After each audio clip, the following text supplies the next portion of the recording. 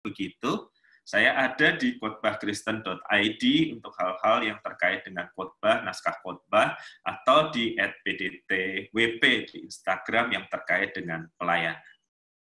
Bapak, Ibu, dan saudara sekalian, seringkali saya mendengarkan orang menyapa saya, mengucapkan terima kasih untuk khotbah yang disampaikan entah kapan dengan berkata seperti ini. Pak, terima kasih ya, waktu itu Bapak sudah berkhotbah di gereja kami.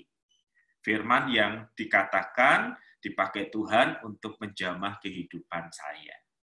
Nah, lalu saya bertanya, waktu itu saya khotbah apa ya, Bu, ya, di gereja Ibu? Soalnya saya tidak membawa catatannya. Dia terdiam sejenak, saudara-saudara, lalu dia berkata, itu loh Pak, khotbah yang ada cerita tentang ibu-ibu yang diselingkuhi suaminya. Nah, Bapak khotbah yang ada cerita itu. Saya mencoba mengingat-ingat, saudara-saudara, kapan saya berkhotbah yang ada ilustrasi itu. Sejenak kemudian dia seperti teringat lalu berkata, saya tidak ingat teksnya Pak WP, tapi saya ingat poinnya, yaitu tentang pengampunan yang Bapak jelaskan dan ceritakan lewat ilustrasi itu. Saudara-saudara, kalau kita mendengar ungkapan seperti ini, itu meneguhkan bagi kita untuk melihat bahwa cerita itu punya kemampuan untuk bertahan di dalam memori kita, di dalam ingatan kita, dan kemudian menolong kita untuk mengenali, mengingat kembali proposisi dari khotbah yang kita sampaikan. Jadi kalau kita bercerita dengan baik, cerita itu menetap dalam ingatan dan menolong seseorang untuk mengingat kembali kebenaran utamanya. Jadi tidak perlu emosi atau marah dengan berkata, ibu ini gimana sih, cuman ingat ceritanya, yang penting firman Tuhannya. Firman Tuhannya tentu saya setuju penting, saudara-saudara, tetapi orang perlu ditolong dengan jembatan untuk mengingat kebenaran, proposisi, amanat khotbah, big idea, atau apapun namanya itu, melalui penggunaan cerita yang baik. Nah, hari ini saya akan menyampaikan 5 panduan menggunakan cerita dalam sebuah khotbah. Mari kita mulai dengan yang pertama, Bapak, Ibu, dan saudara sekalian. Seperti Yesus, gunakanlah cerita yang mengena untuk menyampaikan berita. Dari sudut pandang Tuhan Yesus ketika dia mengajar di dunia ini, cerita itu tidak pernah hanya sekedar sebuah cerita. Cerita itu seperti sebuah kendaraan, mobil, untuk membawa serta, untuk membawa muatan yang namanya berita. Kenapa Kristus memilih cerita untuk menyampaikan berita? Karena cerita itu demokratis sifatnya. Dia tidak memaksa orang, dia tidak kemudian mendorong orang sampai pojok, dia disampaikan dan mengundang orang untuk berpartisipasi dengan bebas. Dan mengapa Kristus menggunakan cerita? Karena cerita itu dekat dengan kehidupan pendengarnya. Dia selalu memilih cerita yang dekat dengan hidup pendengarnya. Dia berbeda mungkin dengan para pengkhotbah masa kini yang ketika bercerita dalam khotbah berkata, pada tahun 1850 di Amerika Serikat, kita sudah diajak loncat ke tahun 1850, di Amerika Serikat lagi yang kita nggak punya bayangannya. Tuhan Yesus itu selalu berbicara, bertumpu pada realita sehari-hari. Dia berbicara tentang burung, dia berbicara tentang tanaman, dia berbicara tentang bunga, dia berbicara tentang talenta yang orang kenal dengan baik waktu itu, dia bicara tentang domba, dia berbicara tentang hal-hal yang mereka sangat kenal dalam hidup mereka sehari-hari. Dan ini sesuai dengan catatan apa yang dicatat di dalam Alkitab, misalnya di dalam Markus 4:33 versi The Message. With many stories like this, he present his message to them, fitting the stories to their experience and maturity. Dengan banyak cerita seperti ini, Yesus mempresentasikan pesannya kepada mereka. Tuhan Yesus memakai cerita sebagai media, sebagai sarana transportasi yang dimuatin berita atau pesan. Dan yang pentingnya adalah fitting the stories, menyesuaikan ceritanya. Jadi tidak sembarang cerita, ceritanya disesuaikan sesuai dengan pengalaman dan kedewasaan mereka. Jadi Tuhan Yesus menggunakan cerita sebagai sarana transportasi. Dan supaya sampai tujuan, sarana ini harus disesuaikan dengan pengalaman dan kedewasaan pendengarnya.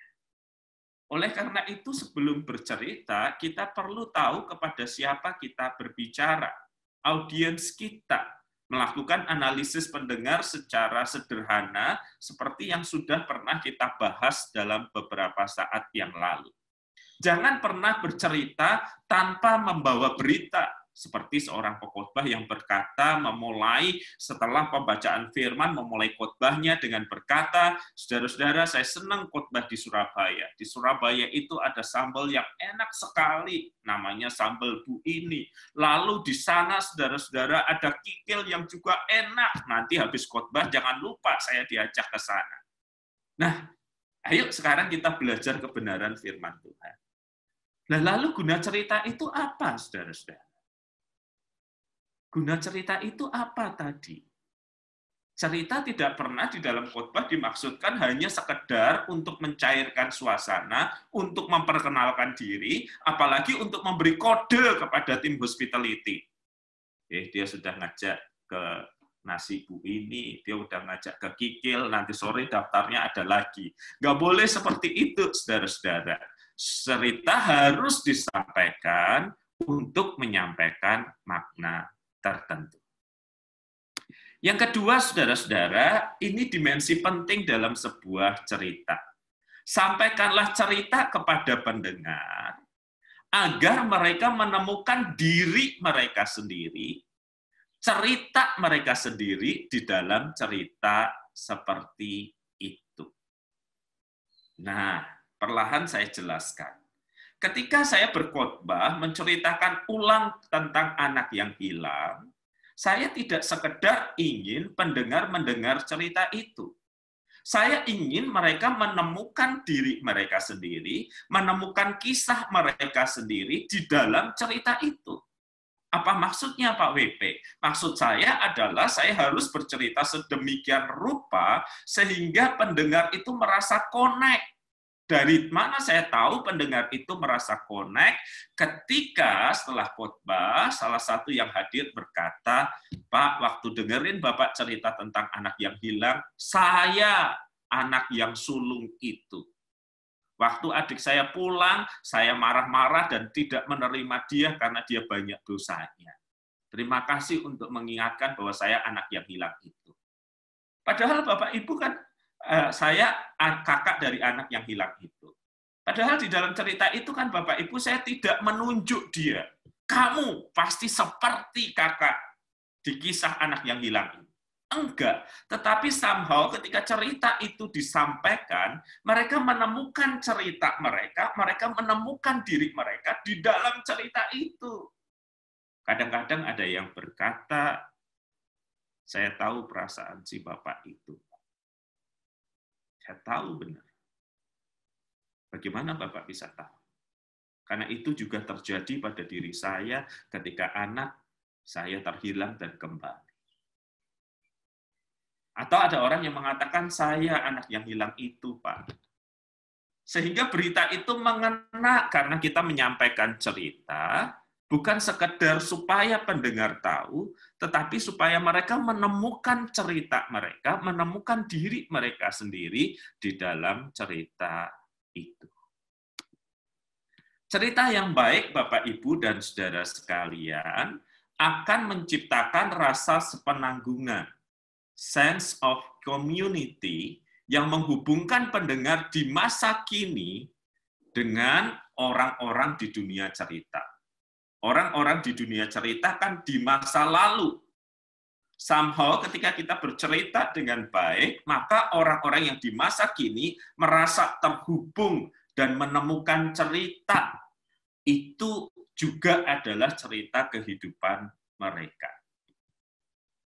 Dan saya merasa Tuhan Yesus menggunakan cerita-cerita ini untuk membuat orang sadar siapa diri mereka di dalam cerita itu. Sehingga tidak heran berulang kali ahli Taurat dan orang-orang Farisi itu setelah mendengar Yesus menceritakan sesuatu, mereka marah kan? Karena mereka sudah menemukan diri mereka di dalam kisah yang Yesus ajarkan, dan itu menyentil mereka. Itu hal yang kedua, rekan-rekan. Bahwa kita bercerita bukan sekedar menyampaikan sebuah kisah, tetapi kita ingin pendengar kita menemukan dirinya di dalam cerita itu. Panduan yang ketiga, rekan-rekan, ingatlah satu cerita pada umumnya, saya bilang pada umumnya berarti ada perkecualian, bergerak melewati 5 fase ini. 5 fase ini harus ditata supaya tidak anti klimaks. 5 fase ini harus ditata supaya mencapai klimaksnya, mencapai puncaknya. Nah, saya ingin menjelaskan tentang 5 fase ini, tidak harus selalu demikian, tetapi ini panduan penting bagi kita untuk bercerita, bagi yang ingin belajar, dengan menggunakan perumpamaan yang Tuhan Yesus ajarkan. Yang pertama adalah cerita dimulai dengan situasi awal. Tentu di dalam bercerita tidak kita katakan, Bapak Ibu situasi awalnya, enggak, kita langsung mulai.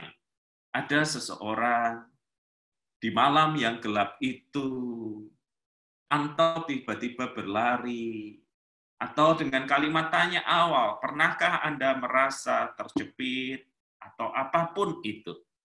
Nah, saya menyarankan kita memulai cerita dengan nada suara yang berbeda, ya. Ketika kita menjelaskan sebuah poin, biasanya poin ilustrasi aplikasi, penjelasan itu kan bersemangat. Saudara-saudara, Tuhan menghendaki kita untuk hidup kudus. Hiduplah dalam kekudusan.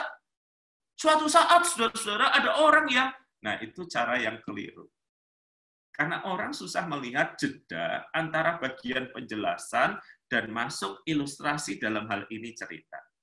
Jadi sampaikanlah dengan nada yang berbeda. Berikanlah jeda, berikanlah break sejenak. Misalnya, saudara-saudara, Tuhan menghendaki kita untuk hidup dalam kekudusan. Betapapun sulit, jalanilah hidup dalam kekudusan dalam pertolongan Roh Kudus.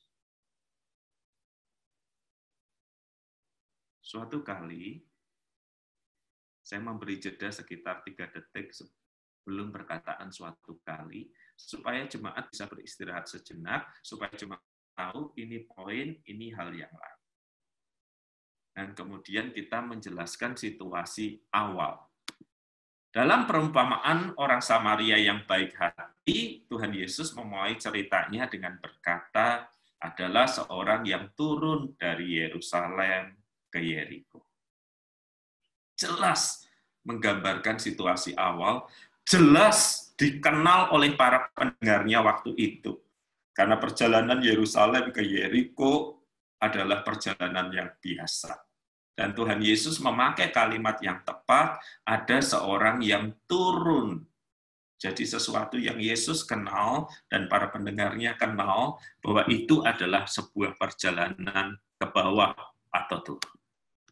Bagian yang kedua adalah penegasan masalah, Bapak, Ibu, dan saudara sekalian.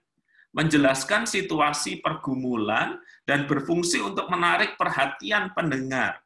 Nah, bagian ini nanti akan menuntut solusi yang dinantikan oleh pendengar.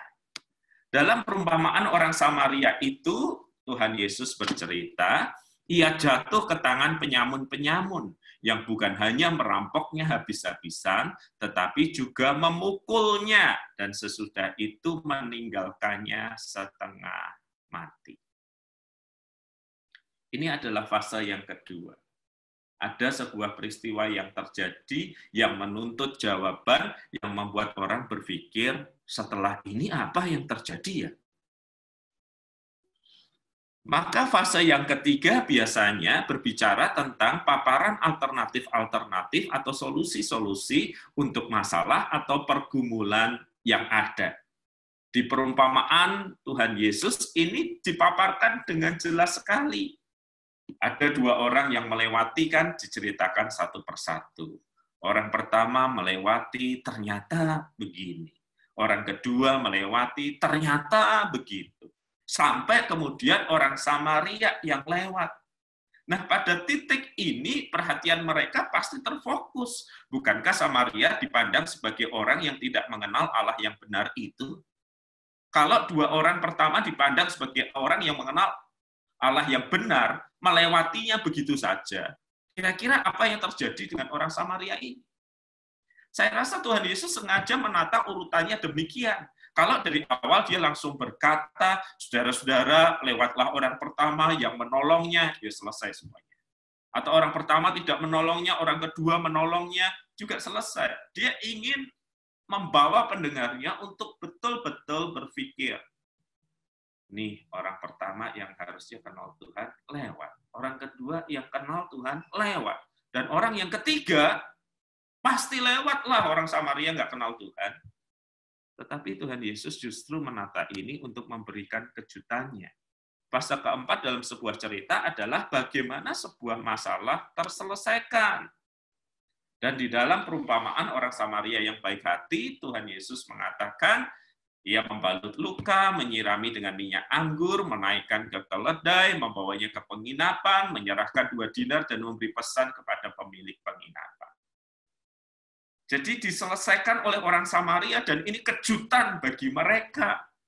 Dan di fase akhir adalah sebuah situasi yang baru menyimpulkan hasil dari penyelesaian masalah. Nah, dalam perumpamaan orang Samaria yang baik hati tidak ada deskripsi apa yang terjadi setelah perawatan, kan? Tidak diceritakan dia sembuh dan dia pulang. Karena poin dari cerita itu sekali lagi justru untuk menyentil orang-orang Yahudi yang merasa dekat dengan Tuhan, tapi ternyata gagal untuk peduli. Justru orang Samaria itulah yang dianggap tidak dekat dengan Tuhan, tetapi peduli. Makanya pertanyaan Tuhan Yesus yang terakhir itu adalah sebuah denouncement, sebuah pertanyaan yang menggugah. Menurutmu siapakah yang menjadi sesama bagi yang lain? Dan kemudian dijawab, lihat jawaban mereka tidak mengatakan orang Samaria, bukan. Mereka mengatakan orang yang menunjukkan kasih kepadanya, orang yang menolong. Bahkan untuk mengatakan Samaria pun mereka tidak sanggup untuk berkata. Tetapi pesan itu sudah mendarat. Nah, secara standar inilah 5 fase dari sebuah cerita. Tidak harus ada semua urutan lengkap, dalam contoh ini pun juga tidak lengkap, tetapi perjalanan menuju klimaks harus ada. Kemudian, saudara-saudara, ada satu teknik storytelling yang sangat populer, yaitu show, perlihatkan, don't tell, bukan katakan. Contohnya yang seperti apa? Saya beri perbandingan mana yang show, mana yang tell. Mana yang harusnya dilakukan, mana yang tidak. Di layar kanan tertulis kalau sistemnya tell, ia duduk di kursi sambil memegang gitar dengan erat. Kita mengatakan semuanya. Coba bayangkan, bandingkan dengan kalimat ini. Matanya terpejam dan ia memeluk gitar dengan lengannya, layaknya memeluk seorang kekasih yang tak ingin melepaskannya.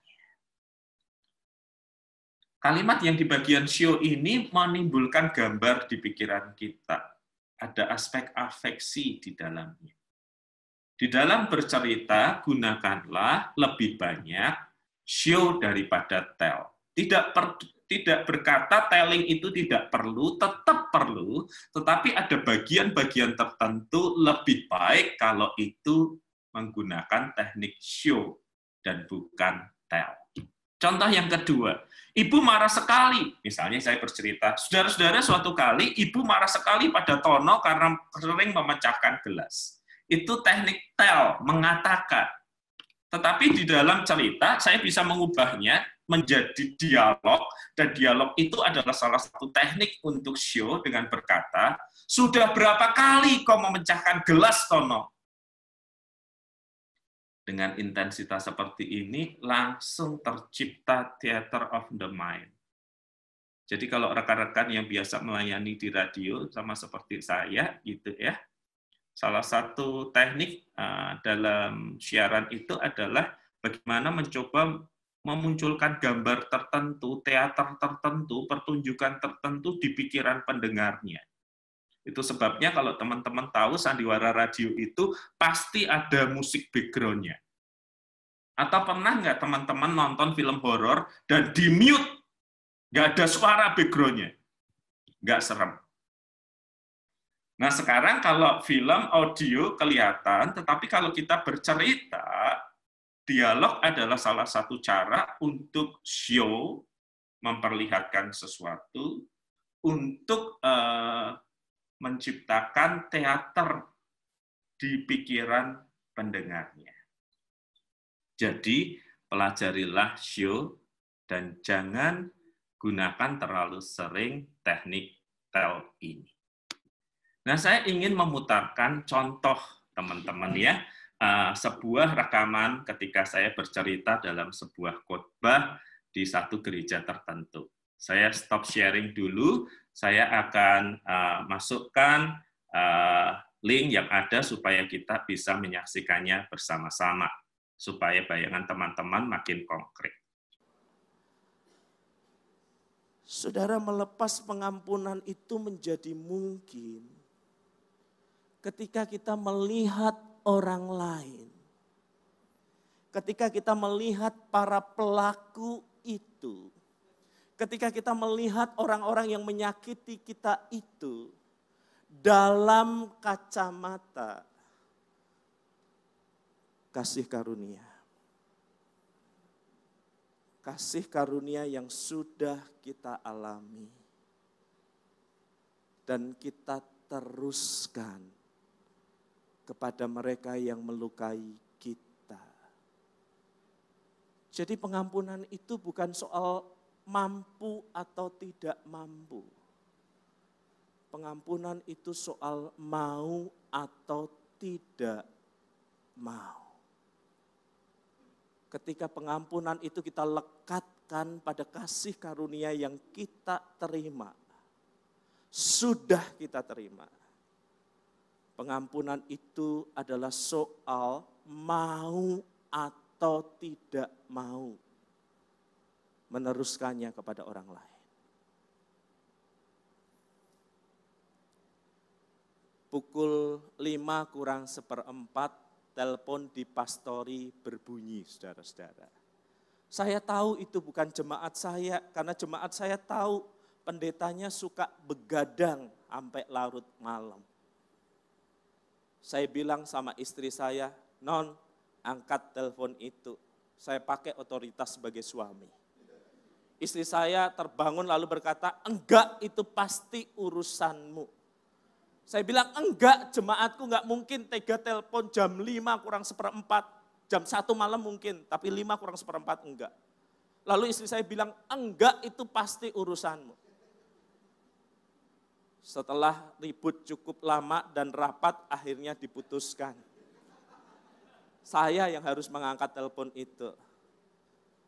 Saya angkat telepon itu, pendeta WP ya, betul. Yang di radio, betul. Ada apa, Bu? Pak, tolong cepat ke rumah kami. Saya bukan jemaat Bapak, tapi saya minta tolong Bapak segera datang ke rumah kami. Alamatnya ini Pak, nggak terlalu jauh dari tempat Bapak. Baik Bu, saya mandi dulu, saya sarapan dulu, ntar saya ke tempat Ibu. Jangan, bisa terlambat, sekarang. Maka saudara-saudara saya letakkan telepon itu juga, saya pamit sama istri saya pakai celana panjang, pakai baju yang agak lumayan, saya segera ke tempat si ibu. Saya tahu ini pasti ada hal yang urgent, Biasanya kalau nggak bunuh diri, kerasukan atau apapun lah. Nah saya datang ke rumah itu, saudara-saudara, di depan pintu pagar, jam 5 lebih 5.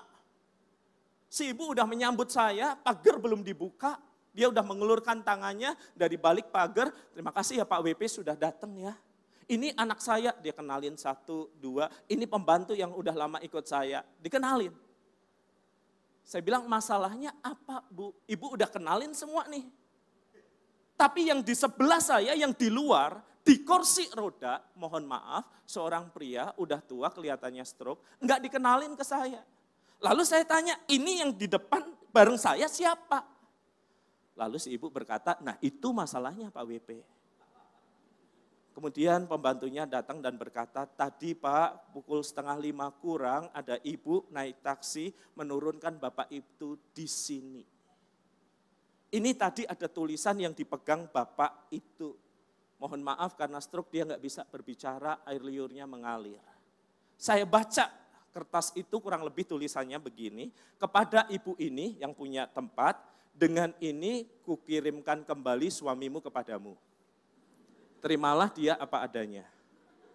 Dan inisial nama di situ. Jadi saya tanya, ini suami ibu? Jawabannya khas Surabaya banget. BE Pak. Nah, saya tahu khotbah ini diterjemahkan dan silahkan diterjemahkan itu. Kata BE itu. Dan Anda lama di Surabaya tahu itu kurang lebih senada dengan ya kayaknya begitu deh gitu. Terus gimana? Terus ibu bilang 20-an tahun yang lalu suami saya meninggalkan saya hidup bersama perempuan lain. Dan sekarang diretur dalam kondisi kayak gitu. Dikembalikan dalam kondisi kayak gitu.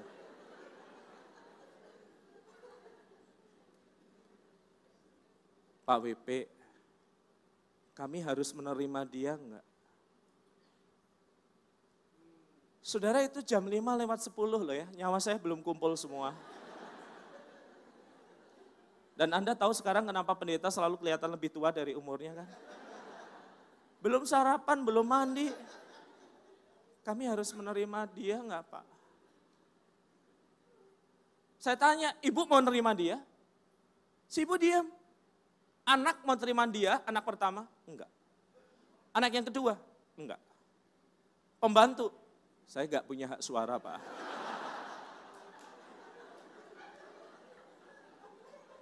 Bu, kalau enggak diterima terus gimana? Ya itu kami panggil Pak WP, terus gimana? Saudara-saudara, saya itu anggota yayasan dari sebuah rumah pelawat tempat orang-orang lanjut usia dirawat. Saya itu tahu untuk masuk ke panti jompo itu antrinya 7-8 orang. Anda harus nunggu 7-8 orang mati baru bisa masuk. Nah saya tahu, jadi susahnya gimana. Jadi saya bilang sama ibu, kalau ibu nggak mau terima, kalau anak nggak mau terima, udah dorong dikit. Ini jalan raya, bentar lagi truk lewat.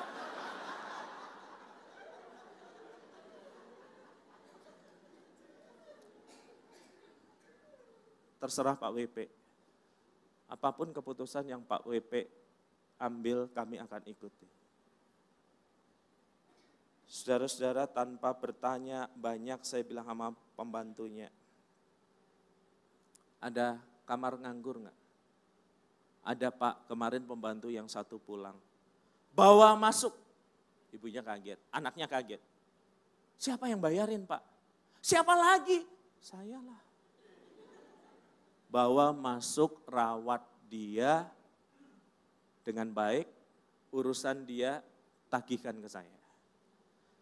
Pembantunya keluar membawa pria itu, si ibu rasanya dari wajahnya nyesel ngundang saya, si anaknya wajahnya nggak enak banget sama saya. Dua-duanya. Saya bilang, Anda sudah menyerahkan keputusan di tangan saya, bawa masuk. Sudah saudara bawa masuk, dirawat, 4 bulan kemudian, jam 5 lagi si ibu telepon. Untung kali ini sore hari. Sudah ada pertobatan yang konkret. Pak WP, saya nggak mau urusan ini berlanjut, nggak jelas. Saya mau Bapak jadi saksinya ya, kita selesaikan hari ini. Perasaan saya nggak enak. Saya duduk saudara-saudara dan kemudian si ibu yang kelihatan kecil itu tiba-tiba dia mengangkat suaminya yang di kursi roda itu, diangkat, diturunin, diangkat, diturunin. Dan segala jenis kata caci maki khas Surabayaan saya udah dengar. Segala kata yang isinya daftar dari penghuni kebun binatang di Surabaya saya sudah dengar. Perempuan itu bisa kelihatan lemah tapi kalau dia terluka dia seperti singa yang gahar. 20 menit sambil terengah-engah dia menumpahkan semua sakit hatinya. Pria itu cuma duduk, air liur mengalir, menangis. Saya pikir sudah cukup 20 menit caci makian. Ketika saya mau bicara, anaknya yang laki bilang, belum Pak, giliran saya belum. Anaknya gak banyak omong, dia lempar gelas, dia banting kursi, dia tendang meja. Highly emosional sekali. Waktu aku menikah, Papa gak ada. Waktu aku wisuda, Papa hidup bersama perempuan itu. Kita susah payah makan, Papa enak-enakan. Dan pria itu cuma menangis. 20 menit berlalu. Dan giliran saya. Si anak perempuan megang tangan saya. Saya belum.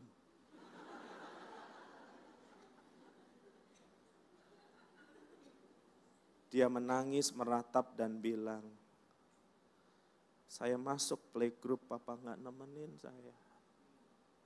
Saya pacaran, Papa gak pernah tahu pacar saya siapa. Saya wisuda datang tanpa ayah. Mami susah payah kerja jungkir balik, Papa enak-enakan dengan perempuan itu. Dan sekarang Papa balik kayak gini.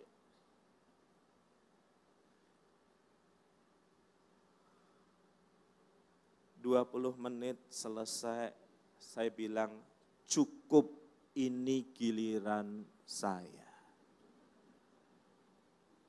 Tapi si ibu bilang, belum selesai. Bapak duduk diam saja. Mereka bertiga, saudara-saudara, berdiri menghampiri pria itu.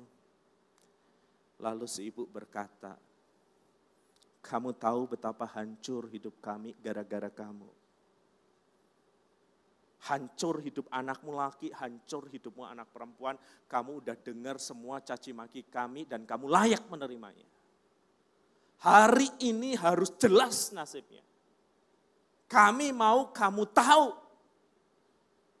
Kamu diampuni. Mereka bertiga berlari memeluk pria itu, tangis meledak di ruangan itu. Saya bisa merasakan Tuhan begitu dekat. Mereka melepas keharuan, air mata tumpah, dan meninggalkan seorang pendeta dalam kebingungan. Hah?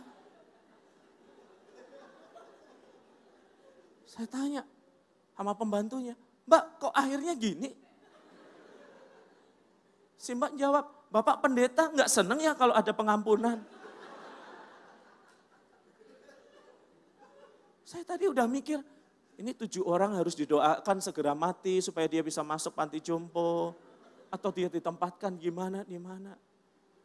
Tapi sungguh saya merasakan Tuhan hadir saat itu. Setelah semua adegan rekonsiliasi itu terjadi, saya tarik si ibu. Bu, saya nggak terima. Anti klimaks nih. Nggak seperti yang saya harapkan. Saya korban perasaan. Jelaskan kepada saya kok sampai akhirnya kalian memilih untuk mengampuni. Terus ibu bilang, ketika suami meninggalkan saya lebih 20 tahun yang lalu, kami goyang. Ketika kami goyang, ada seorang rekan mengajak kami ke gereja. Di gereja itu untuk pertama kalinya setahun kemudian kami dibaptiskan dan mengenal Tuhan. Dan doa bersama kami sebagai keluarga setahun setelah peristiwa itu adalah, Tuhan kembalikan suamiku apa adanya. bagaimanapun keadaannya. Anak saya masih kecil berdoa, Tuhan kembalikan papa ke rumah ini, kapan saja kami menerimanya. Dan Pak WP, 4 bulan dia tinggal di sini. Kami masih berdoa bersama sebagai keluarga, tapi dia tidak kami ikutkan. 3 hari yang lalu, ketika kami berdoa bersama, ketika kami memuji dan menyembah Tuhan, tahu-tahu saya nangis. Di pikiran saya, seperti sebuah film yang tiba-tiba ditayangkan balik. Tuhan kasih penglihatan gambar ketika kami berdoa meminta suami dan anak itu kembali. Saya nangis, saya masih belum jelaskan kepada anak saya apa yang saya lihat. Ternyata anak saya juga nangis, saya tanya kenapa. Anak saya yang satu juga nangis, saya tanya kenapa. Dan si anak mengatakan, Mi waktu saya tutup mata kok saya lihat kita dulu ya. Anaknya satu bilang, iya Mi aku juga kayak gitu. Bagi saya itu sign yang sangat jelas. Kami yang sudah menerima pengampunan itu, mesti meneruskan pengampunan itu. Salahnya dia besar, tetapi dosa kami yang diampuni Tuhan juga jauh lebih besar. Dan kalau Kristus mengampuni kami harus teruskan pengampunan itu bagi dia.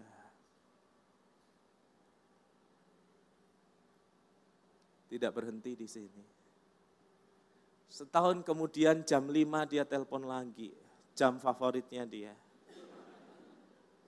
Pak, besok hari Minggu ke Hotel Anu ya, rooftop lantai paling atas.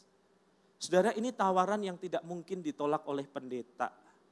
Ke hotel rooftop berarti makan. Dari siang saya tidak makan. Supaya bisa enjoy persekutuannya. Saya naik ke hotel itu sampai ke atas. Begitu sampai lantai paling atas, perasaan saya nggak enak. Banyak orang pakai jubah putih seliweran di situ. Kayaknya ini nggak makan-makan nih. Kayaknya baptisan nih. Dan di situ saya melihat si bapak duduk di kursi roda pakai jubah putih. Si ibu menyambut saya dengan gembira dan berkata, Pak, tahu nggak Pak, beberapa waktu yang lalu suami saya ini nggak bisa ngomong Pak. Tapi bisa nulis walaupun tulisannya jelek. Dia nulis kurang lebih, terima kasih saya sudah dimaafkan. Aku tahu kalian jadi orang Kristen, aku sudah diampuni oleh kalian, aku juga mau kenal Tuhan. Jadi saya ngelihat pria itu, saudara-saudara, diangkat dari kursi rodanya, diselamkan sesuai dengan tradisi gereja itu di kolam renang, dan kemudian naik kembali. Hari itu saya melihat kasih karunia menjadi nyata. Bukan di dalam kekuatan seseorang untuk meneruskan kasih karunia itu. Tetapi justru dalam kehancuran hidupnya, pengampunan yang dia lepaskan menjadi sarana Tuhan untuk membuat pria ini jadi terbuka hatinya untuk menerima anugerah yang sama di dalam Yesus Kristus. Oke, saudara-saudara, itu tadi cuplikannya. Agak tidak biasa saya bercerita sebuah kisah yang panjang, tetapi karena waktu itu sangat sesuai dengan temanya, saya memilih closing khotbah dengan cerita seperti ini, dengan formulasi kalimat terakhir kurang lebih seperti itu. Nah, saya ingin lanjutkan satu tampilan layar lagi materi kita sebelum nanti kita berlanjut ke tanya jawab. Nah, yang terakhir, saudara-saudara, tips saya yang terakhir atau panduan yang terakhir adalah tuliskanlah. Jadi sebelum bercerita itu tuliskanlah dan ceritakanlah. Kalau sudah ditulis jangan dibaca, tetapi diceritakan dan bertumbuhlah dalam storytelling. Saya tidak merasa saya di awal-awal pelayanan saya sering menggunakan cerita. Saya bahkan menghindarinya, karena saya merasa saya tidak bisa bercerita. Tetapi jemaat saya memberi masukan agar khotbah itu lebih hidup, lebih mengena, gunakanlah cerita, Pak, supaya kami ingat. Maka saya belajar caranya, saudara-saudara. Saya paling nggak suka kalau orang mengatakan, itu bakat ya kamu lahir dengan kemampuan itu. Kata itu, saudara-saudara, menyederhanakan sebuah proses belajar yang berlangsung cukup panjang. Saya mengamati seseorang bercerita, saya melihat bagaimana seorang komika menceritakan humor, saya ngikutin storyteller tertentu, pengkhotbah tertentu, saya bertumbuh setiap hari, saya belajar, saudara-saudara. Dan ini bukan sebuah keterampilan yang sekali jadi, dan kita tidak tahu soal bakat atau tidak sebelum kita mencobanya. Saya mengumpulkan sebagian dari cerita itu di buku saya, Sampai Maut Memisahkan Kita, tetapi ini yang harus penting, yang harus kita pegang. Ketika kita ingin menguasai sebuah keterampilan yang baru, tetapkan maksud, tekad, bulatkan tekad, berlatihlah, dan kemudian ada kesalahan, then comes failing, dan kemudian belajar lagi, dan tahu-tahu itu menjadi habit, menjadi kebiasaan. Kalau itu sudah habit atau kebiasaan, maka itu menjadi mudah. Dan itu seperti terpahat di dalam diri kita. Jadi belajarlah dan berproseslah. Oke, saya berhenti di sini. Saya kembalikan dulu ke rekan-rekan di saat untuk tampilan yang ingin dimunculkan sebelum kita bertanya jawab. Sembari saya memeriksa beberapa chat atau pertanyaan yang ada. Silakan.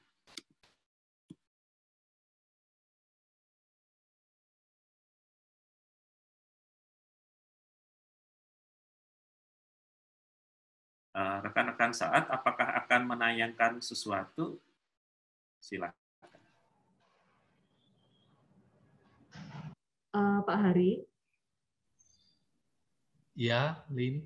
Apakah ada pengumuman atau hal-hal yang ingin disampaikan, Pak, dari rekan-rekan saat? Silakan, sebelum kita bertanya jawab. Oke. Ya, sekali lagi, terima kasih atas paparannya dari Pak WP. Saudara-saudara, sebelum kita masuk di dalam forum tanya-jawab, saya ingin menginformasikan beberapa hal berkaitan dengan acara-acara kita ke depan. Saya akan tunjukkan bagian ini.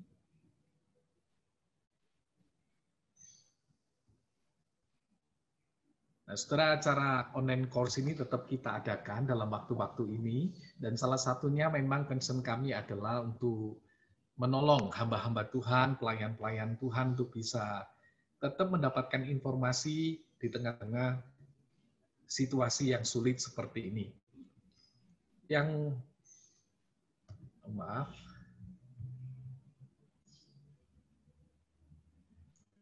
pertama, saudara, untuk hari Rabu tanggal 2 September ini, bagi saudara yang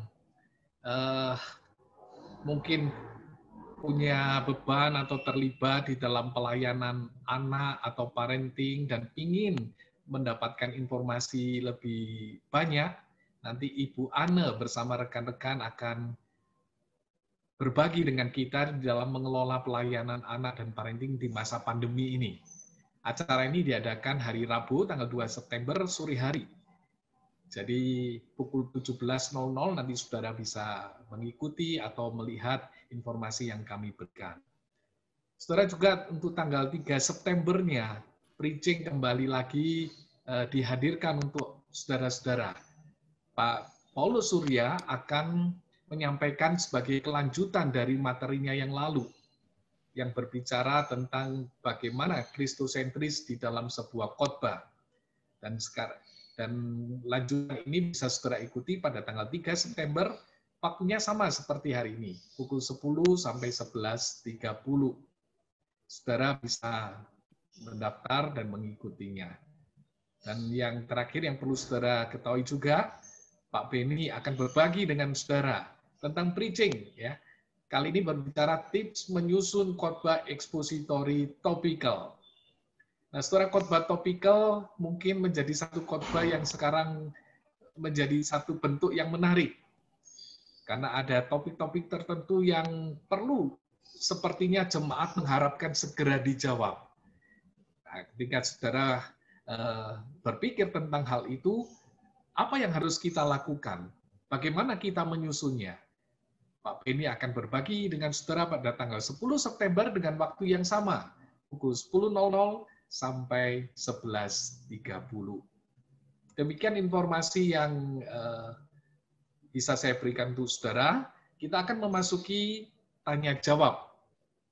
Nah, Pak WP sudah masuk beberapa pertanyaan yang disampaikan oleh rekan-rekan. Ya, mungkin Pak WP bisa menjawab bagian-bagian ini. Ada ya lumayan banyak ini mereka yang bertanya. Yeah. Yang pertama dari Pak Yohanes Handoko yang menanyakan apakah kita boleh membuat ilustrasi dengan mengarang cerita sendiri atau sebaiknya kejadian nyata dengan lebih didramatisir. Bagaimana, Pak? Iya, Pak. Satu-satu aja ya, Pak ya? Iya, Pak. Saya jawab satu-satu. Saudara-saudara, kalau kita mencermati apa yang ditulis dari kitab Markus pasal 4 yang tadi saya presentasikan di awal, Tuhan Yesus itu menyesuaikan cerita dengan pendengarnya. Alias Tuhan Yesus juga menciptakan cerita-cerita, kok, saudara-saudara. Perumpamaan-perumpamaan itu kan kisah-kisah atau cerita-cerita. Tidak selalu harus terjadi berdasarkan kenyataan, karena memang fungsinya menyampaikan kebenaran. Kalau sebuah cerita itu fiksi, saudara-saudara, jangan kemudian kita mengatakan berarti itu cerita bohong. Saudara-saudara, fiksi dan bohong berbeda, dua hal yang berbeda. Berbohong itu menyangkut soal intensi atau maksud untuk membohongi, untuk mengelabui. Tetapi kalau kita menceritakan sebuah cerita, sama seperti Tuhan Yesus menceritakan perumpamaan, kita tahu dia tidak ada maksud untuk mengelabui pendengarnya, dan pendengarnya pun juga tahu bahwa ini sebuah cerita yang dia ciptakan. Di dalam budaya di mana Tuhan Yesus hidup dan melayani, para guru itu biasa bercerita. Reminder-nya adalah jangan katakan cerita fiksi sebagai fakta. Kalau itu ada intensi berbohong, itu tidak boleh. Tetapi menciptakan cerita di dalam khotbah kita bisa dilakukan. Seperti Tuhan Yesus menggunakan perumpamaan yang juga kisah di dalam pengajarannya. Jadi kisah itu bisa fiksi, bisa fakta, bisa juga cerita Alkitab, kita lihat dari perspektif tertentu, bisa juga pengalaman orang lain, tetapi mintalah izin terdahulu untuk diceritakan, atau pengalaman diri sendiri. Kalau pengalaman diri sendiri, maka perlu kebijaksanaan tertentu, hati-hati karena tidak semua hal bisa dan harus diceritakan. Begitu, Pak Ari. Ya, kalau maksudnya dengan didramatisir itu seperti ini, Pak WP. Misalnya, saya bercerita tentang ketemu dengan seseorang. Tapi ya pertemuan itu biasa-biasa. Tapi kemudian didramatisir itu misalnya orang itu kemudian bersalaman dengan saya ajak dia duduk, padahal tidak terjadi. Itu apakah oke di dalam sebuah cerita? Iya, Pak. Di dalam sebuah cerita, kalau itu sebuah kisah nyata, berarti yang kita sampaikan ada bahan baku kebenarannya. Ya, misalnya kita mempersilahkan duduk. Tetapi ketika kita menceritakan, supaya ini lebih unsur kelihatan show bukan tell-nya, kita bisa mengubahnya dalam bentuk dialog tertentu, misalnya. Ini supaya teknik berceritanya show dan bukan tell. Saya mempersilahkan ia duduk, dia mengambil bangku dan duduk. Kalau tell kan mengatakan, saya mempersilahkan dia duduk. Dia menarik bangku dan dia duduk. Tapi kalau show kan, saya mempersilahkan dia duduk dan dia berkata, terima kasih Pak WP, saya sudah dipersilahkan duduk di tempat yang baik. Nah, detail-detail tertentu ketika dia berbasis pada kenyataan, menurut saya adalah dramatisasi yang sehat. Yang bermasalah dengan dramatisasi itu adalah ketika dia bertentangan dengan hukum logika. Ya, jadi apakah dramatisasi yang kita lakukan lebay, dalam arti bertentangan dengan logika atau tidak? Misalnya ketika kita menceritakan, saya memasuki sebuah ruangan, saudara-saudara, ruangan itu gelap, saya susah melihat tangan saya sendiri. dan hanya ada satu lilin kecil menyala, nyaris redup. Lalu pelayan membawa saya buku menu, dan saya segera membaca buku menu dan heran dengan harganya. Nah, ini dramatisasi yang menurut saya melawan, bertentangan dengan akal sehat. Lu tadi gelap, ngelihat tangan sendiri nggak bisa, dekat dengan lilin kok bisa baca daftar menu. Jadi yang perlu diwaspadai dengan dramatisasi adalah apakah itu bertentangan dengan akal sehat atau tidak. Ketika itu ditempatkan dengan pas, dramatisasi itu seperti bumbu pada mie instan kita. Dia membuat lebih sedap dan layak dinikmati. Semoga nggak langsung jadi lapar ya. Silakan Pak Hari. Terima kasih Pak. Dari Bu Sonya Haning menanyakan, kalau khotbahnya dari perumpamaan kan sudah ada ceritanya, apakah kita mesti tambah cerita lagi? Nah, perumpamaan itu adalah sebuah cerita, dan sebuah cerita sebaiknya diceritakan. Bukan diubah menjadi proposisi-proposisi kebenaran, begitu ya. Ketika cerita itu dalam bentuk perumpamaan kan selalu ending point-nya itu di akhir, jeder, gitu ya. Nah, ada baiknya ketika kita berkhotbah dari perumpamaan, kita tidak menggunakan 2 or 3 points strukturnya, tetapi kita menggunakan sebuah struktur khotbah yang following the structure of the text, juga boleh begitu, mau berkhotbah model narasi juga boleh. Ketika sebuah perumpamaan dipenggal-penggal menjadi sebuah 2 or 3 point sermon, maka kekuatan endingnya jadi melemah. Dan ketika itu dikhotbahkan atau dinarasikan, kan tidak selalu harus perspektifnya perspektif narator. Ada seorang anak pergi dari rumah, ketika dia pulang, bapaknya menyambutnya, itu perspektif narator yang maha tahu. Tetapi perspektifnya bisa diubah menjadi perspektif si sulung, misalnya. Ketika dia bekerja keras, dia mendengar ada bunyi-bunyian pesta, dan kemudian dia bertanya kepada tetangganya, tahu nggak peristiwa itu? Tetangganya berkata kepadanya, sepertinya adikmu sudah pulang. Jadi kita harus memikirkan ketika khotbah perumpamaan, kalau menceritakan ulang, perspektif narator itu bukan perspektif satu-satunya. Perspektif anak yang bilang bisa kita pakai, perspektif si sulung bisa, perspektif si bapak juga bisa. Sehingga pada akhirnya selalu dalam sebuah cerita atau perumpamaan, jeder gitu ya, itu terjadi di bagian akhir. Oke. Ini ada 2 pertanyaan yang saya gabung, Pak. Pertama, bagaimana dengan kalau cerita itu berupa sebuah kesaksian, jadi bagaimana menaruh bagian dari kesaksian itu? Yang kedua adalah, ini berkenaan, begitu ya, dari Pendeta Theophilus, baiknya berapa lama cerita di dalam khotbah, dan berapa banyak cerita yang digunakan, dan apakah setiap poin ada cerita?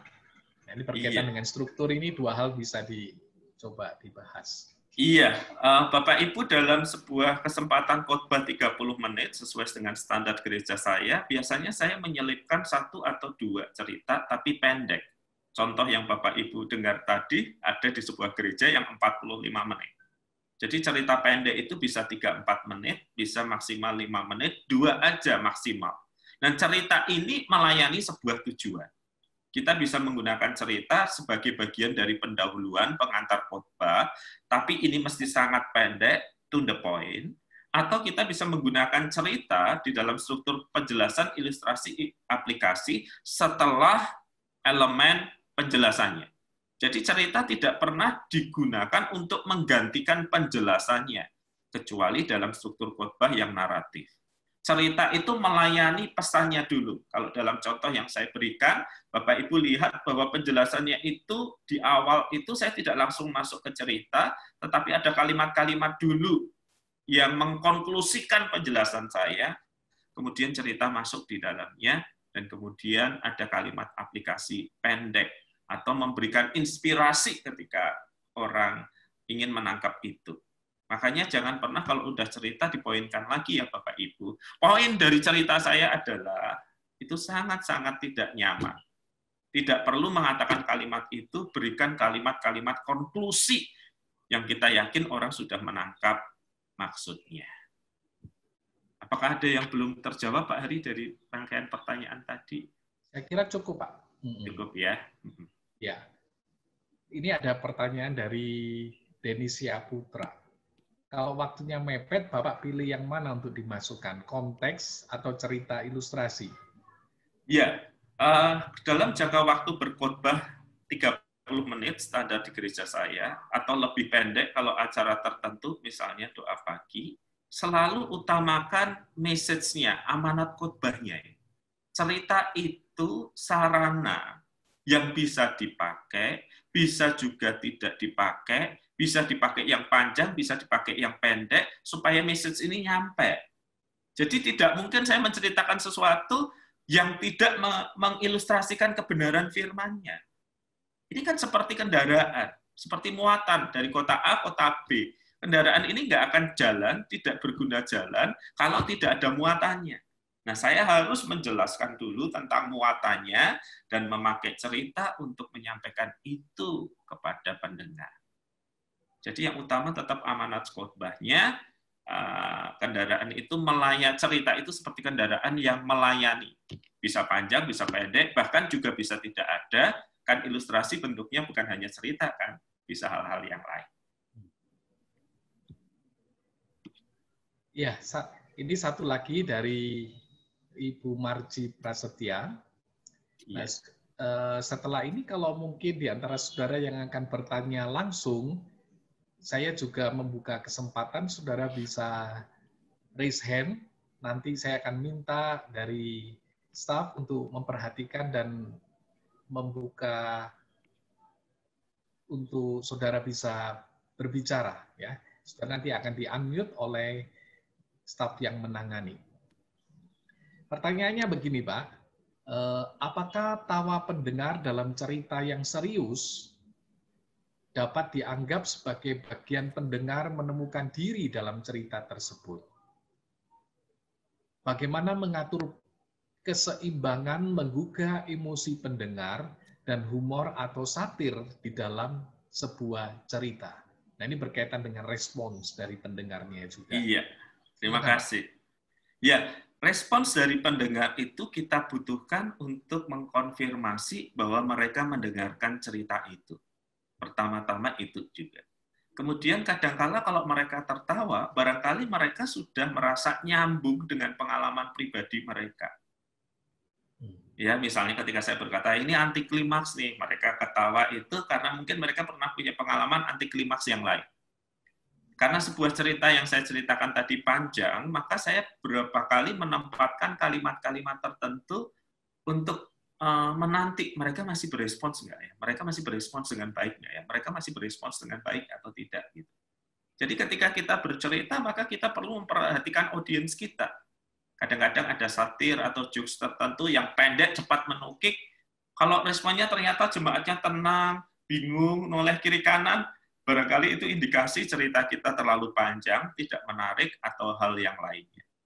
Jadi di dalam cerita-cerita yang serius, tekukan-tekukan kecil itu berfungsi untuk melihat respons, mengukur respons. Jika mereka sudah tidak berminat, sudah main HP, dan yang lain-lainnya, maka percepatlah cerita itu.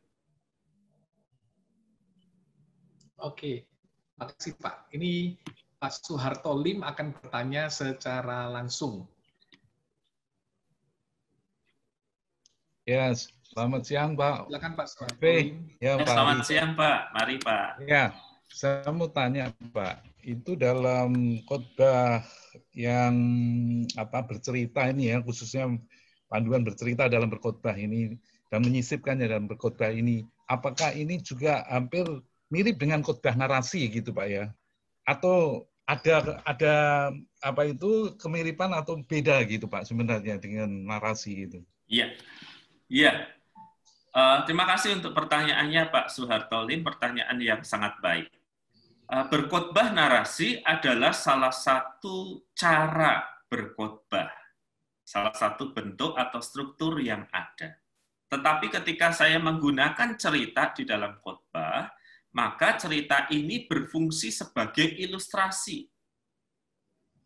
Baik di dalam struktur 2-3 poin, baik dalam struktur 4 pages atau struktur yang lain, cerita saya adalah bagian salah satu bagian dari struktur itu dan bukan pola komunikasi secara keseluruhan. Jadi ada hal yang sangat tegas membedakannya, Pak Soeharto Lim. Kalau khotbah narasi memang dari pendekatannya menceritakan kembali. Sedangkan kalau menggunakan cerita di dalam khotbah, maka cerita ini hanya dalam tanda kutip berfungsi sebagai sebuah ilustrasi dan bukan sebagai sebuah pendekatan yang utuh. Kalau rekan-rekan ingin melihat sebuah khotbah narasi yang utuh dan lengkap, saya rasa Pak Beni Solihin punya itu contohnya. Saya sendiri belum pernah berkhotbah narasi, saya hanya menggunakan cerita sebagai sebuah ilustrasi dalam khotbah-khotbah saya. Semoga penjelasan ini menolong. Ya, berikutnya Pak dari Pak Rudi Haryanto, apakah benar pernyataan ini? Jemaat atau pendengar sekarang, khususnya generasi milenial atau generasi muda, kurang tertarik atau tidak berminat dengan penyampaian firman Tuhan dalam bentuk khotbah dibanding dengan cerita atau storytelling. Iya. Berkaitan dengan pendengarnya sekarang. Iya, Bapak Ibu pendengar kita itu, khususnya di era sekarang, apapun bagaimanapun kita menamai zamannya atau orangnya, mulai peka atau sensitif terhadap otoritas. Jadi khotbah-khotbah yang berisi proposisi-proposisi itu seringkali dirasa ofensif. Kok kamu yakin itu benar? Emang kamu sendiri yang benar gitu ya. Proposisi bisa menghasilkan respons yang seperti itu. Tetapi cerita itu ada aspek dalam tanda kutip demokratisnya. Dia tidak memaksakan makna, dia mengajak orang untuk menemukan dirinya dalam cerita itu, dan kemudian orang bisa sadar sendiri, oh iya, saya ternyata seperti ini. Jadi saya ingin menegaskan, sebuah khotbah yang baik, walaupun berisi proposisi, harusnya bisa disampaikan dengan cara yang lebih persuasif. Salah satu contoh cara yang lebih persuasif adalah gaya bicara yang lebih natural dibandingkan dengan pengkhotbah era lama yang nadanya tinggi-tinggi terus gitu. Tuhan bisa pakai mereka tentu, tetapi bagi generasi sekarang cara berbicara yang lebih natural, yang lebih biasa, itu berkesan kurang intimidatif. Apalagi kalau kemudian dimasukkan cerita dan mereka menemukan diri mereka di situ. Lebih nyaman untuk mendengarkannya. Jadi berkhotbah dengan cara apapun menurut saya adalah kita harus menemukan cara supaya cara berbicara kita tidak terkesan intimidatif, berdiri jauh-jauh di antara umat, tetapi ada di tengah-tengah mereka dan merepresentasikan apa yang menjadi pergumulan, keyakinan mereka, dan hal-hal yang lain. Kalaupun itu terjadi di zaman sekarang, kan bukan berarti kecenderungan itu harus dituruti, mau cerita terus, bukan. Tetapi kita bisa berkhotbah dengan cara-cara yang lebih akomodatif, yang lebih persuasif. Demikian, Pak Hari. Ya, dari Pak Tio ini, Pak. Ini pengen kejelasan. Kalau bisa dipersenkan, Pak, berapa ukurannya antara eksposisi Alkitab dengan cerita yang digunakan? Nah, cerita, misalnya ya, dalam khotbah struktur yang sederhana, 2-3 poin. Saya gunakan 2 poin. Poin pertama, ilustrasi. Ilustrasinya nggak harus cerita, aplikasi. Poin kedua, ilustrasi. Saya pakai cerita, aplikasi. Jadi kalau mau dipersenkan, sebenarnya dia hanya sebesar 10-20%. Tetapi 10-20% yang sangat efektif. Dalam kesempatan tertentu bisa lebih banyak dari itu. Tetapi isunya bukan soal persennya. Isunya adalah apakah dia efektif atau tidak. Udah pendek Pak ceritanya, tapi nggak nyampe tujuan. Ya buat apa? Panjang Pak ceritanya, tapi langsung jelek. Nah, dan terasa sebentar. Gitu. Jadi bagaimana bukan soal durasinya, tetapi bagaimana kita mengkomunikasikannya agar cerita itu terasa ringkas, tapi bahasa anak sekarang, jelek di hati. Oke, Pak. Berikutnya lagi dari Pak Yudhistira, apakah penggunaan gaya bahasa retoris hal yang baik dalam penggunaan cerita di dalam sebuah khotbah? Retoris itu bertanya yang tidak membutuhkan jawaban ya Pak ya. Ya. Ya, gitu. Saudara-saudara, maukah Anda hidup kudus? Retorika seperti ini pada jumlah yang tepat enak. Tetapi kalau semuanya isinya retorika seperti ini, capek. Dia tanya sendiri, dia jawab sendiri. Gitu. Jadi teknik apapun harus digunakan dalam jumlah yang cukup. Ketika berlebihan menjadi tidak menyenangkan. Di akhir contoh yang saya berikan, saya tidak beretorika kok. Saya langsung mengatakan poin kebenarannya walaupun tanpa menyebutkan poin. Inilah hidup yang dikuasai kasih karunia dan meneruskan kasih karunia. Berikutnya dari Bu Mardiani, bagaimana bila bercerita tentang diri sendiri? Apa kiatnya? Apakah ada hal yang tidak boleh atau tidak pantas untuk disampaikan? Iya, pertama perhatikan kultur jemaat kita. Jemaat kita terbiasa nggak ya mendengar kesaksian-kesaksian personal dari pengkhotbahnya? Ada jemaat-jemaat yang nggak terbiasa.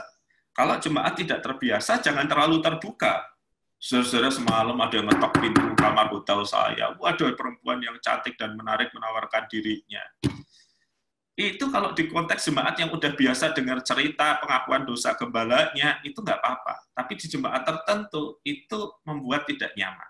Jadi yang pertama, perhatikan konteks kepada siapa cerita ini akan diberikan.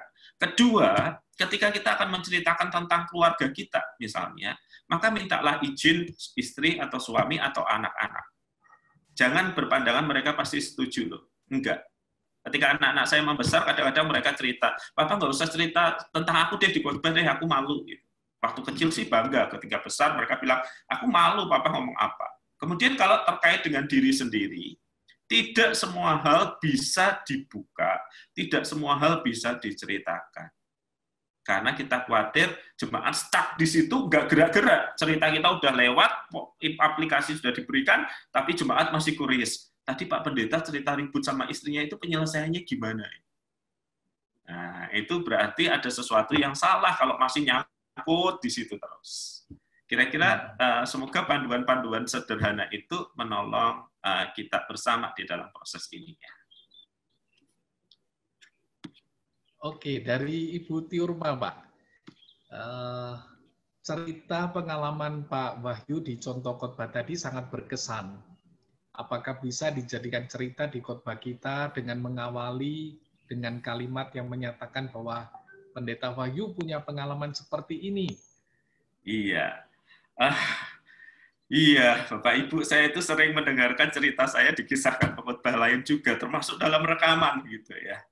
Saya tidak meminta Bapak Ibu memberi atribut lengkap, ini kisah Pendeta Wahyu Pramudia. Cukup sebutkan ada seorang pendeta yang pernah mengalami ini. Tapi tolong jangan diklaim itu pengalaman Bapak Ibu. Nah, yang kadang-kala terjadi adalah itu diklaim Bapak Ibu bercerita seolah-olah Bapak Ibu itu saya gitu. Nah, ini kan menurut saya kurang atau tidak tepat gitu ya, memenuhi syarat untuk disebut secara akademis plagiator kayak begitu. Nah, kita tidak menginginkan hal ini gitu ya. Jadi ada baiknya menurut saya kalau memang menceritakan kisah orang lain, sebutkan saja ada orang pernah punya pengalaman seperti ini. Saya mendengar kisah ini ketika seorang pendeta mengkhotbahkannya dan saya ingin menyampaikannya.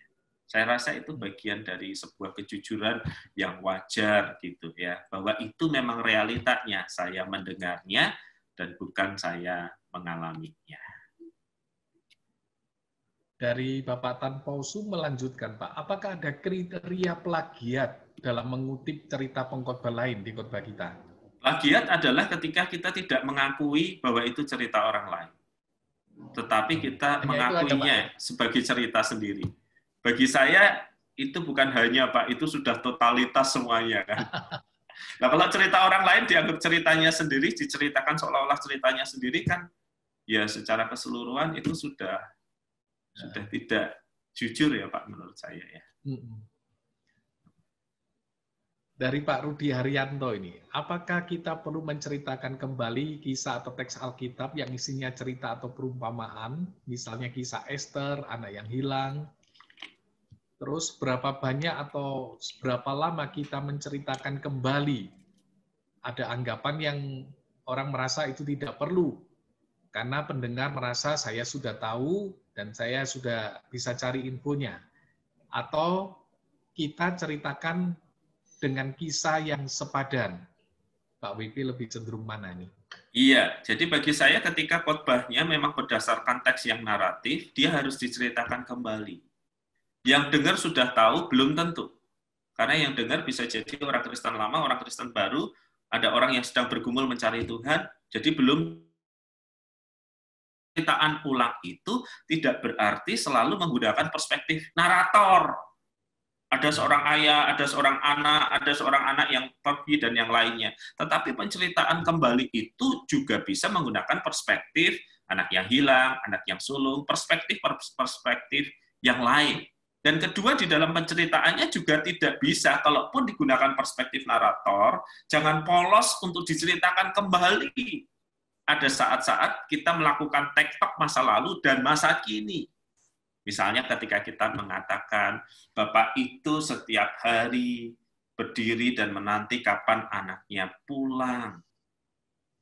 Seperti seorang kekasih menunggu kedatangan orang yang dicintainya. Jadi TikTok masa lalunya dikisah dengan padanannya di masa kini jelas. Orang Israel berlari ketika mereka melihat ada air dan segera ingin meminumnya. Mirip anak-anak sekolah dasar, setelah olahraga dia mendengar ada suara bunyi orang berjualan es krim. Mereka segera berlari. Jadi TikTok antara masa lalu dan masa kini itu yang membuat cerita terasa hidup dan bukan seperti penceritaan kembali yang polosan. Begitu Pak Ari. Lanjutan dari Pak Budiono, yang pernah saya pelajari berkaitan dengan perumpamaan, bahwa perumpamaan itu hanya satu poin utama. Yes. Bagaimana kita menceritakan perumpamaan tanpa kehilangan poin utamanya. Iya, perumpamaan sebagai sebuah teks yang dikhotbahkan harus diolah melewati struktur. Struktur yang dipilih apa gitu ya? Struktur perumpamaan untuk perumpamaan menurut saya 2 or 3 points tidak akan terlalu cocok karena 2 or 3 points berarti akan memenggal-menggal cerita itu.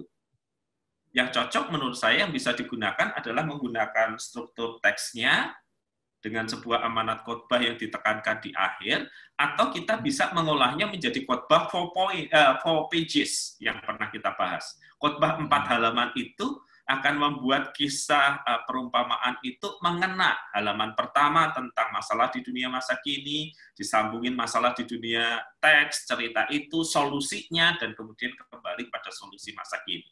Bapak Ibu bisa mengolah teks dasar ini, menempatkannya dalam struktur yang pas, saran saya ikuti, atau 4 pages, sehingga kemudian poinnya itu bisa muncul dengan begitu telak di bagian akhir. Oke. Ya Pak WP, ini yang terakhir sekaligus saya minta dengan menjawab pertanyaan ini, Pak WP juga membantu menyimpulkan kepada kita tentang apa yang utama dari berkaitan apa yang disampaikan tadi. Yeah. Khususnya dari Pak Lausoki Halawa yang mempertanyakan dalam berkhotbah yang mana lebih banyak, bercerita ataukah menyampaikan firman Allah. Yeah. Berkhotbah fokus utama dengan yang lebih utama, apakah bercerita terus di sepanjang khotbah? Sebetulnya prinsip-prinsip berkhotbah itu apa sih? Bolehkah ini dijawab juga sekaligus menyimpulkan seluruh pemaparan hari ini? Iya, saya ingin mengatakan ini dengan begitu seksama. Cerita adalah pembantu atau budak yang melayani, yang mengantarkan pesan dari tuannya. Pesan dari tuannya adalah kebenaran itu. Jadi kita harus menggali teks itu untuk menemukan kebenarannya, proposisi, big idea, amanat teks atau amanat khotbah, apapun istilahnya, Dan kita memilih satu struktur khotbah di mana di dalamnya nanti bercerita menjadi bagian ilustrasi agar kebenaran itu sampai kepada pendengarnya. Jadi ketika hari ini kita berbicara tentang panduan menggunakan cerita di dalam khotbah, mohon dilihat dalam gambar yang lebih besar yang kita pahami bersama-sama. Berkhotbah berarti ekspositori, memunculkan kebenaran Alkitab, kebenarannya ini untuk sampai kepada pendengarnya ditransportasikan lewat salah satu kendaraan. Salah satu kendaraan yang kita bahas hari ini namanya bercerita. Jadi kita perlu ingat kembali mana tuan, mana budaknya, mana yang harus disampaikan kepada para pendengar agar bisa diterima dengan baik. Pesan saya yang terakhir adalah dunia kita dipenuhi dengan begitu banyak cerita. TV, video, iklan, bahkan dalam bentuk cerita. Tayangan Netflix. Jadi pendengar kita adalah pendengar yang sangat terbiasa dengan cerita. Jadi sayang sekali kalau kita tidak menggunakan jalan yang sudah biasa ini untuk menghantarkan Tuhan kita kebenaran itu mendarat dalam hidup sehari-hari. Terima kasih Pak WP untuk apa yang sudah dibagikan kepada kita siang hari ini. Dan terima kasih untuk respon rekan-rekan untuk belajar dan juga memperkaya diri di dalam pelayanan kita. Sekali lagi, tidak semuanya bisa secara utuh dibahas, tetapi kiranya apa yang dibahas secara singkat ini boleh memberkati saudara dan saya. Kiranya Tuhan terus memberkati Pak WP di dalam pelayanannya, dan terus memakai menjadi berkat baik bagi hamba-hamba Tuhan maupun jemaat yang dilayani.